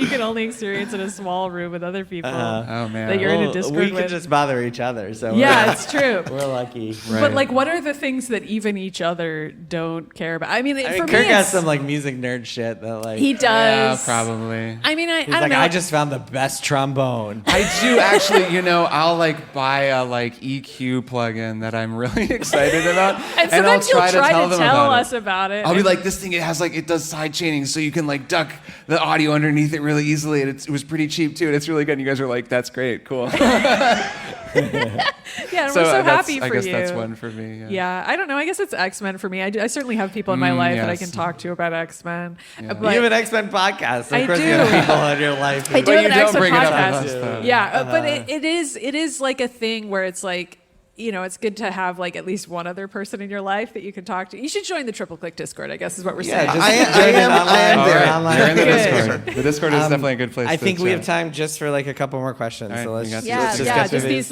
next two, and then thank you. Nice, cheers. Thank you. Hey, I'm Micah. Hello. Hi. Hello. So listening to this podcast, I'm always so impressed that, all of you guys are married, you manage to have careers. You're like, man, I can't believe this guy's married. Is impressive the word you guys or surprising? That was the first thing on the list. And seeing us in person, it's even like, really? Wow, really? So you guys also manage to have careers. You guys, or most of you, read books. You cook. And I guess my question is about time management. I'm impressed by how you guys managed to have all these things in your life and also play, have to make time for video games. And I guess I'm curious how you managed to do that. What time of the day do you guys spend playing games, and how do you manage to do it right? And how do you manage to do it without ticking off your respective spouses? Yeah, it's a good question. I feel like it's hardest for Jason because he has kids. And Right. Kirk and I. Not having kids is definitely It's a huge the life first thing hack. that makes a big difference. No, it's hardest for Kirk because if Kirk plays video games during the day, he's not working. That's Whereas right. That's if we're true. playing Whereas it, we're we're working. Yeah, that is actually another That's true, and I life don't hack play that video we games have. during the day anymore. I used to when I was at Kotaku. It's harder for me now to find time to play games. It's a rare game where I'm like, all right, I'm going to do the whole thing, the whole 100-hour thing. Well, so the easiest is having a Switch and a Steam Deck because this is like, really it. I think it's perfectly normal for married couples to be like sitting on the couch together and watching TV, and someone or one or both of them has the Switch out and the Steam Deck out. So that's how you get a lot of gaming in. At least that's how I get a lot of gaming in. And it's helpful. Same. It's helpful to set up streaming too. Like I've got my Steam Deck finally working with like Moonlight and streaming off my PC, and like I haven't set up the PS5 streaming, but I could, and that makes it so you really can just play anything. Like even if it's a big, graphically intensive. This is the game. nerdy shit Kirk always wants to talk about. It's true. I do always want to tell them. Hey about, guys, I just installed Moonlight. Well, really, I installed Sunshine because they're going to discontinue Game Stream on the NVIDIA driver. So Sunshine is way better because it's open source, and also it can run HDR streams to your Steam Deck. It's all right, one more question. But yeah, Steam Deck and Switch is the real answer for portable, real. And also it's hard. It's hard to do everything. Yeah, and like pausing the game and talking to your wife periodically is important. I think it's a universal condition. We always feel like we don't have enough time for everything we want to do. So. Well, thank you guys. Cheers. All right, one last question. Here we go. Hi, thanks for coming out, guys. Yeah. Nice to meet you in person. Yeah. I'm not a game developer, but I love to think of hypothetical games that I'd love to make, even though I've opened Unity once and went, nope. A tried and true pastime. But I was wondering, do you guys have games that you would if you had money behind you and a team behind you, that are it's just as a thought exercise, games that you'd like to make? The Keeley thing. all the time. Keeley going around. Yeah, Keeley, that's a great idea. Getting publishers for his award show. No, I don't know. It's a great idea. I mean, I love that episode we did recently where we just went on an extended riff about musicals yeah. that we thought should be video games. Uh-huh. I've like continued to think about some of those ideas, like the Fiddler on the Roof idea, and the Cats idea or whatever. I just keep thinking of them, and I think that should happen. Somebody should license those musicals. And you have Saxophone Hero. Saxophone Hero, right? That would be good. I've always thought, I think that city halls are really interesting, like town hall meetings, and that there's a lot there that you could do with like a lot of different types of games. I'll say this idea. This is a podcast idea. I think it would be a really cool podcast if you had a made-up town, and it was like the minutes from each town hall meeting, like the recording. Yeah. And you had people coming in and there was some like ongoing narrative and people were arguing about stuff, but then things were happening. I think you could make a game that was just about not a town and not like SimCity where you're managing the whole thing, but just the town hall. And it's just people showing up, and there's maybe the crank who shows up every time and is like angry about whatever on his street. Yeah. And like you have recurring characters. It could be like a narrative game. That would be pretty cool. Kirk, do you know? I just thought of that right now. I don't know. Maybe it'd be terrible. Do you know the story about how I got into like writing about games? I started off, before I got into games, I was doing like local journalism. Oh, yes, you told me the story, but I think you should tell the people. I was in a town hall covering it, Right. and it was a zoning board meeting, and they were arguing over whether a fence is allowed to be 20 feet or 25 feet. Look, you're a homeowner now. You know. This is like serious business. Yeah. And I was like, man, I can't do this. I'm going to kill myself. And I was like, what can I write about that would be more interesting than this? The And pitch I here would be landed on like, what is the video most boring thing in the world, and can we make that make that entertaining into a enough to be video a video game? game? Yeah. So that's my idea. No, If I had that'd be infinite fun. money. I've seen there's like a blog in my town that collects the police complaints or Those are always fascinating. Oh my God, it's so funny. Like neighbor said that kids next door were too loud. Officer came, thought that music was fine. it's pretty incredible. They were listening to stuff. Blink 182. It's pretty cool. It's the new album. It could be like a Papers, Please, but with like noise complaints. Sure. We could do something like that. With Officer, the police blotter. But yeah, I mean, I'm sure we're any other game ideas. I'm sure we could come up with some if we really had to. Yeah. We should do a game jam, a triple click game jam. That'd be fun. All right, I think that is Thanks. it for this week's episode. But thank you all. Thanks so much, everybody. For coming out. This was a lot of fun. Thanks everyone at the Terragram Ballroom. You guys have been great. Big thanks to the Terragram Thanks so Ballroom. much for putting this on. Thank you so much for coming. Yeah, thanks everybody. Bye. All right. See you all next time. Are you ready to do the bye? You have to do another. I said bye, just in case anybody didn't hear it. Bye.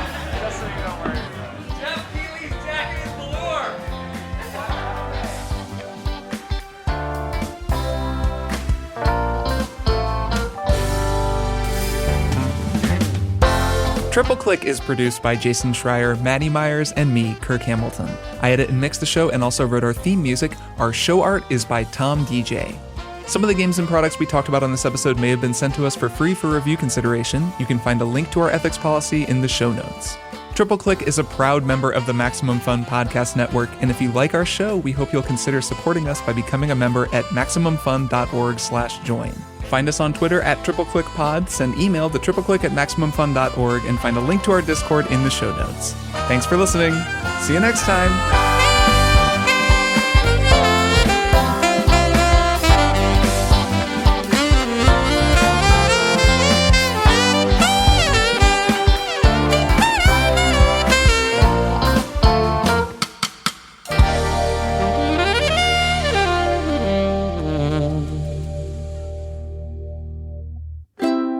Maximum Fun, a worker-owned network of artist-owned shows. supported Directly by you.